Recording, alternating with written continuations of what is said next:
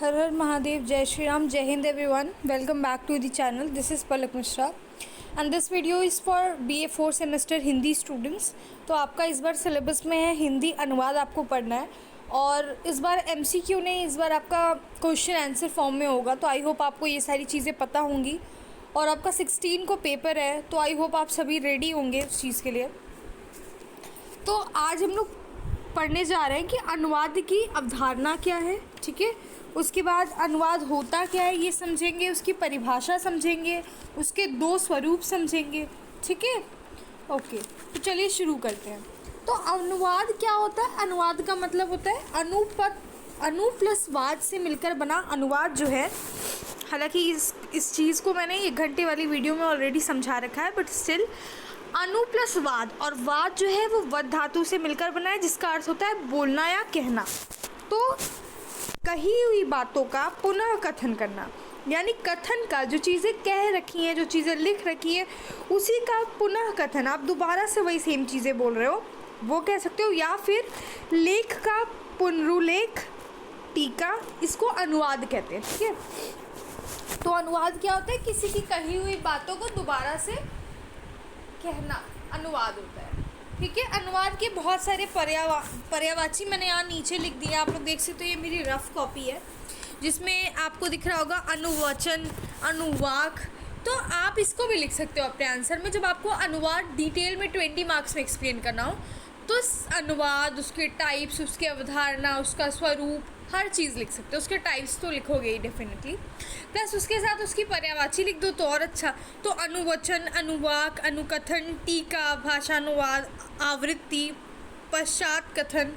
ठीक है, तर्जुम उर्दू का वर्ड है, ये भी अनुवाद का पर्यायवाची है. ठीक, अगर इंग्लिश में इसको क्या बोलते हैं? इंग्लिश में यह ट्रांसलेशन का पर्यायवाची है. ट्रांसलेशन लैटिन वर्ड से होकर आया है, ट्रांस प्लस लेटम, जिस लेटम का मतलब होता है टू कैरी और ट्रांस का मतलब होता है बियॉन्ड, अक्रॉस या थ्रू. तो to carry beyond, to carry across, यानी एक तरफ से दूसरी तरफ लेकर जाना, इनडायरेक्टली ये बोल रहा है. ठीक है, तो अब अनुवाद की अवधारणा होती क्या है? तो अनुवाद का मतलब ही यही है कि हम अपनी कही हुई बातों को दूसरे तक, पहला तो अपनी कही हुई बातों को दूसरे तक पहुंचाने का काम करता है ना. तो हर भौगोलिक, सांस्कृतिक व धार्मिक दृष्टिकोण से हर व्यक्ति का एक अपना माध्यम होता है. उसी माध्यम को एक व्यक्ति से दूसरे तक पहुंचाने की प्रक्रिया अनुवाद की अवधारणा है. तो कहीं ना कहीं वही बोल रहा है कि जिस तरीके से आप कम्युनिकेट करते हो, तो आप अपने विचारों को दूसरे तक प्रकट करते हो. तो मैं एज अ व्यक्ति, मेरी अपनी भौगोलिक, सांस्कृतिक व धार्मिक, साहित्यिक दृष्टिकोण से मैं अलग हूँ और आप अलग हो. मेरी अपनी माध्यम है बातों को व्यक्त करने का, हर चीज़ का. आपका अपना मीडियम है. तो उसी को मेरे से आप तक पहुँचाने की प्रक्रिया अनुवाद की अवधारणा मानी जाती है. ठीक, ओके. अनुवाद की हिस्ट्री हम लोगों ने समझ रखी है, तो हम यहाँ पे डिस्कस नहीं करेंगे. बस इतना याद रखो कि प्राचीन काल में जब अनुवाद का हिस्ट्री देखेंगे तो 3000 ईसा पूर्व 5000 तक, और मध्यकाल में 5 से 15वीं शताब्दी, और आधुनिक में 19वीं शताब्दी. ठीक है, ओके. तो हम अनुवाद का मतलब और सब जान लिए. अब आगे बढ़ते हैं, हम देखेंगे परिभाषा क्या होती है. तो सीधी सीधी बात है, डेफिनेशन किसी को याद नहीं होता, हम लोग खुद से ही आंसर बना के लिखते हैं. तो मैंने सोचा कि डेफिनेशन इम्पॉर्टेंट है और बहुत ही छोटा है, तो क्यों ना इसको आपको बताया जाए. तो आप लोग देख सकते हो, आप लोग को खुश होना चाहिए कि देखो कितना सिंपल डेफिनेशन है, एक लाइन का. मुझे भी बहुत अच्छा लगता है जब कोई बहुत ही सिंपल डेफिनेशन देता है ना, क्योंकि हम डेफिनेशन में कुछ चेंज नहीं करते, अपना कुछ पुट नहीं करते, इसलिए जितनी छोटी डेफिनेशन उतना अच्छा लगता है. तो देखो, रेनाटो पोगियालो का डेफिनेशन कितना छोटा है, सिर्फ 5 वर्ड्स का. अनुवाद एक व्याख्यात्मक कला है, दैट्स इट. बताओ कितने अच्छे इंसान है ना, हम लोग का काम कितना आसान कर दिया इन्होंने. तो अनुवाद क्या है इनके अकॉर्डिंग? अनुवाद एक व्याख्यात्मक कला है. इसके आगे थोड़ा सा और लंबी डेफिनेशन देवेंद्रनाथ शर्मा जी की है, जो कहते हैं कि विचारों को एक भाषा से दूसरी भाषा में रूपांतरित करना अनुवाद है. तो दोनों ही व्यक्तियों ने बहुत छोटा छोटा डेफिनेशन दिया है, आपको याद करने में बिल्कुल डिफिकल्टी नहीं होगी. ठीक, तो अनुवाद का डेफिनेशन आप इन दोनों में से किसी एक को सेलेक्ट करके अपने आंसर में ज़रूर लिख देना. फिर देखो, अनुवाद के स्वरूप क्या है. अनुवाद का है सीमित स्वरूप और अनुवाद का व्यापक स्वरूप है. अब सीमित है और व्यापक ये किसने दिया है? ये दिया है हमारे रविंद्रनाथ श्रीवास्तव। देखो रविंद्रनाथ श्रीवास्तव जी कहते हैं कि अनुवाद के दो स्वरूप होते हैं, एक होता है उसका विस्तृत स्वरूप, ठीक है, और दूसरा होता है उसका सीमित स्वरूप, व्यापक स्वरूप। सीमित स्वरूप का मतलब यही है कि भाषांतरण संबंध में, यानी कि अनुवाद को एक भाषा के अर्थ को दूसरी भाषा में परिवर्तित करना, जो हम बेसिकली ट्रांसलेशन का मीनिंग ही होता है कि क्या एक भाषा में कोई चीज़ें लिखी हैं उसके अर्थ को दूसरी भाषा में परिवर्तित कर देना, ये उसका एक सीमित स्वरूप है, जिसमें दो चीज़ें होती हैं, दो आयाम होते हैं, एक होता है पाठधर्मी, दूसरा होता है प्रभावधर्मी। जूम करके दिखा दूँ, ये देखो पाठधर्मी में यही होता है कि जो स्रोत भाषा होती है, जो हमारी टेक्स्ट होती है जिसको हम कन्वर्ट कर रहे हैं, उसके पाठ के केंद्र से रिलेटेड होता है, उसको ट्रांसलेट करने से रिलेटेड होता है, ठीक है। लेकिन प्रभावधर्मी बात करते हैं कि स्रोत भाषा की संरचना, किस तरीके से उसकी बनावट है, किस तरीके से उसका रचना है, उसके उन सब चीज़ों पे न ध्यान दे के उसके प्रभाव को पकड़ने की कोशिश करता है। एक कहता है कि टेक्स्ट जो है ट्रांसलेट कर दो, उसका पाठ ट्रांसलेट कर दो, तो दूसरा आयाम कहता है प्रभावधर्मी कि किस तरीके से लिखावट है, बुनावट है, इन सबको छोड़ के कितना प्रभावशाली है, बस यही इंपॉर्टेंस रखता है इसमें। तो ये अनुवाद का एक सीमित स्वरूप है, ठीक है। अब देखो अनुवाद का व्यापक स्वरूप जो कहता है प्रतीकांतर संबंध में। क्या चीज़? इसके अंदर तीन चीज़ें आती हैं। एक होता है अंतःभाषिक, ठीक है। देखो अंतःभाषिक में क्या होता है ना कि जैसे आप हिंदी पोइट्री को हिंदी गद्य में ट्रांसलेट कर दिए, हिंदी कोई कहानी है उसको आप कविता में लिख दिए, तो ये दो प्रतीक है ना, एक पोइट्री है, कहाँ एक गद्य है, दोनों साहित्य की दो विधाएं हैं, है ना, कि कोई चीज़ें कहानी है, कोई गद्य है, कोई कविता है, तो ये सब क्या होगा, ये अंतःभाषिक में आएगा, जिसमें एक ही भाषा के अंतर्गत देखना, ये चीज़ लिख देना कि जो अंतःभाषा होती है उसमें कोई दो भाषाओं के बीच में अनुवाद नहीं होता, दोनों ही हिंदी के टेक्स्ट है, एक है पोइट्री, बस हिंदी में ही आप उसको प्रोज बना दे रहे हो, यानी गद्य में लिख दे रहे हो, लेकिन दोनों की भाषा क्या है, सेम है, दैट इज़ अंतःभाषिक, ठीक। दूसरा क्या है स्टूडेंट्स, यहाँ पे देखिए अंतर्भाषिक, एक था अंतः, दूसरा है अंतर। अंतर्भाषिक में दो डिफरेंट लैंग्वेजेस की बात की जाती है, ठीक है। तो वही है कि ट्रांसलेशन जो हो रहा है वो दो डिफरेंट लैंग्वेजेस के बीच में होता है, स्रोत भाषा लक्ष्य भाषा के बीच में हो रहा है, जिसमें उसके सोशियो कल्चरल बैकग्राउंड मैटर करता है, ठीक है। वेट जस्ट अ मिनट, यहाँ पे आपको हर चीज़ें लिखी दिखाई देंगी, आप पढ़ सकते हो उससे, ठीक है, इसलिए मैंने थोड़ा क्लियर लिखा है, होप थोड़ा बहुत समझ में आ रहा होगा आपको।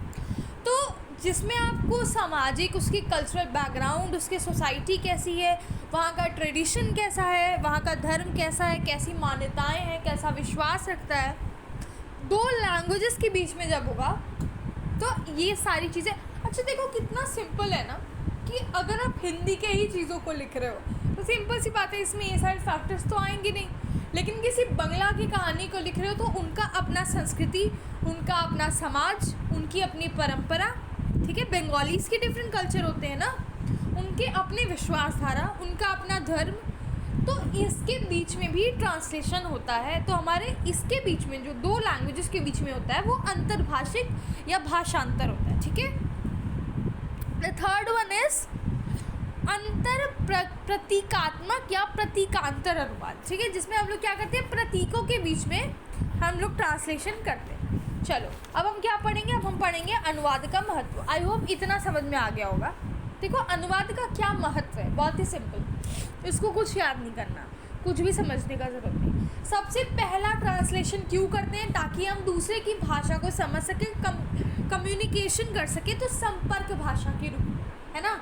अगर आपको किसी फॉरेन कंट्री में आप चले गए, अब्रॉड चले गए, और आपको इंग्लिश नहीं आती है, या आपको फ्रेंच नहीं आती है, आपको जर्मन नहीं आती है, तो सिंपल सी बात है, आपको कभी हेल्प भी चाहिए होगा तो वो आपकी भाषा नहीं समझ पाएंगे। तो संपर्क के रूप में सबसे पहला महत्व, ठीक। इसी में डिफरेंट टीवी चैनल्स होते हैं जिनमें आकाशवाणी, दूरदर्शन, ये सब नाम सुना होगा, वो क्या होते हैं, इसमें ये सब चीज़ें देखी जा सकती है, इसमें आप संपर्क करते हो, आपसे आपको कम्युनिकेट करके आपको इन्फॉर्म करते हैं चीज़ों को। तो आप लोग मीडिया वगैरह का भी एग्जांपल दे सकते हो। फिर व्यापार के क्षेत्र में, है ना, अगर आपको अपना ट्रेड करना है तो सिंपल सी बात है, आपको उस व्यक्ति से ये बताने के लिए कि मेरा इस इस जो बुक है इसकी कॉस्ट 100 रुपये है, वो 100 रुपये आपको कहना पड़ेगा उसी लैंग्वेज में, तभी सामने वाला बंदा खरीदेगा, अदरवाइज़ वो चला जाएगा कि अरे पता नहीं क्या बोल रहा है, कुछ समझ नहीं आ रहा ना। कभी आपने किसी फॉरेनर की, अगर आपने कभी कोई व्लॉग देखा हो और उसमें हमारे जो लोकल्स होते हैं जो कि भेल पूड़ी बेचते हैं, पानी पूड़ी बेचते हैं, कोई फ्रूट कट करके बेच रहा है, कोई डिफरेंट चीज़ें बना कर बेच रहा है, तो उनके यहाँ जब भी फॉरेनर आते हैं तो हाउ मच पूछते हैं तो वो समझ नहीं पाते। तो या तो वो वही सेम चीज़ें अपनी उंगली से 3 तो 30 रुपये बताते हैं, 5 तो 50 रुपये बताते हैं, समझ रहे हो। तो उनको समझ नहीं आता, और कभी कभार वो कुछ भी नहीं समझ पाते और वो सामने वाला बंदा चला जाता है वहाँ से, या फिर वही चले जाते हैं कि भाई मुझे समझ नहीं आ रहा। तो व्यापार करने के लिए कम्युनिकेशन की इम्पोर्टेंस समझे। अगर वो लोकल्स को, जो पानी पूड़ी बेचने वाला है, उसको थोड़ा भी पता होता कि हाउ मच का मतलब वो पूछ रहा है कितने का है, तो वो आराम से उसको बता देता है कि नहीं। और सबसे बड़ी बात कि उसको लैंग्वेज का इशू है, तो आप समझ रहे होगे कि अनुवाद का क्या इम्पोर्टेंस है, ठीक है। फिर हो गया शिक्षा का स्तर बढ़ाने में। आपको पता है कि इंग्लिश मीडियम में बुक आती है, हिंदी मीडियम में बुक आती हैं, सिर्फ इतनी ही आती है नहीं, हर मीडियम्स की बुक आती है। संस्कृत में लिखी हुई बुक होती है, अगर बंगाली मतलब वेस्ट बंगाल में चले गए तो आपको दूसरे लैंग्वेज में लिखी, महाराष्ट्र में चले गए तो मराठी लिखी हुई बुक्स भी मिलेंगी। तो जो भाषा आपको चाहिए उस भाषा में बुक्स मिलेंगी।